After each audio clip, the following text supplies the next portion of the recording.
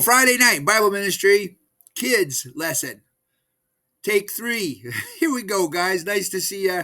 So we finished up on the Sermon on the Mount and the commands of Jesus, what he told us to do. And now we're going to start this new thing called the Torchlighters. So the Torchlighters, amazing videos about all these amazing, I think 16 people who live their life of faith and how they change the world for Christ. So we're going to start watching these videos and we're going to talk about it. We're going to have lessons on it. So the first one this week is about a guy named Samuel Morris, also known as Kaboo.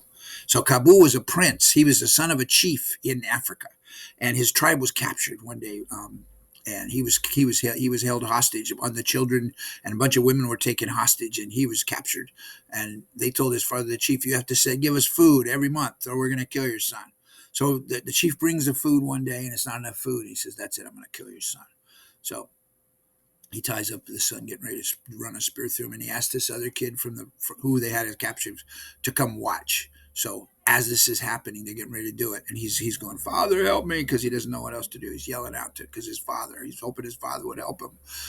The chief, right? He said, Father, help me, and then all of a sudden this light appears up in the sky, right above him. Everybody stops and looks up, and he hears this voice say, "Run, Kaboo, run!" So he runs away. He runs away. The spirit doesn't get him. He runs away. So he winds up at this plantation run by missionaries. And it turns out he could stay there. He just has to go to church and work. And so he's in church one day.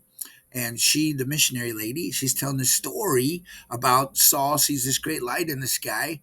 And he hears a voice. And Kaboo jumps up and says, I know that. That's what happened to me. And everybody's telling him to sit down, shut up. And this other kid who was there, the witness, jumps up and says, no, he's right. That happened. The light came in the sky. And the voice said, run, Kaboo, run. I heard it. So he becomes this amazing Christian who just wants to know all about it because he says, I want to be a missionary to my tribes. All these tribes are killing each other. I want to help them. I want to help Africa. So I want to learn. So he learns everything he can from the missionary. And then he goes, who else can I learn from? Well, there's this guy in New York. Well, I'm going to go to New York. Well, you can't go to New York. I'm going to go to New York because God wants me to go to New York and learn so I can come back and help my people. So he gets on this ship, and it's a nasty ship. The captain's mean, beats him. People are trying to kill each other on this ship, and he winds up converting the captain because he saves his life because this guy's trying to shoot him and blah, blah, blah. And he steps up and goes, God doesn't want you to kill. And this guy becomes saved. And then he gets to New York, and he finds this guy, and he says, okay, I'm ready to learn. And this guy says, okay, I'm going to take it to this Taylor University, right? Because these are people I know that can help you learn all about Jesus. You can be a missionary. So they go to the school, and the guy says, we can't have him. We're broke. We're getting ready. The school's going to shut down. We don't have any money. He goes, but he can stay as long as we're, because the kid, every time they leave him in a room, people are getting saved. Listen to his testimony. He goes around from church to church telling everybody his testimony, and all these people are getting saved. Wherever he goes, his story is amazing, right? So the guy from the school writes down his story, and they publish it in a book, and they make plenty of money to save the university. So more people are coming in, more people are being blessed, more people are learning about Jesus. And then the snow comes, right? So Kaboo goes out in the snow. He doesn't wear a coat. He's not used to this. So he gets really sick. And he's only 20 years old, and he dies.